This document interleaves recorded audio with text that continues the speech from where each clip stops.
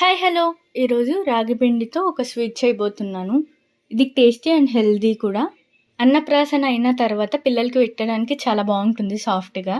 1 cup of రాగి పిండికి నేను హాఫ్ కప్ ఆఫ్ బెల్లం తీసుకున్నాను. స్వీట్ అనేది మీ ఇష్టం. పాన్‌లో కొంచెం ఘీ ఏసుకొని నట్స్ వేయించుకుంటున్నాను.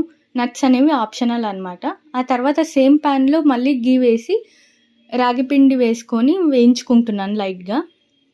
ఆ తర్వాత కొంచెం వాటర్ వేసి పేస్ట్ లాగా చేసుకోవాలి. కొంచెం థిక్‌గా వచ్చేలాగా. ఆ తర్వాత కొంచెం పాలేసుకొని ఉడికించుకోవాలనమాట.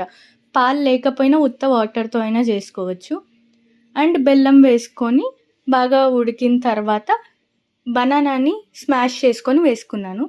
ఆ తర్వాత ఆల్రెడీ వేయించుకున్న నట్స్ కూడా వేసి కలిపి కొంచెం కుక్ చేసిన తర్వాత పైన ఘీ ఏసుకున్నాను. Tasty and healthy sweet ready అయిపోయింది. Please like, share and subscribe.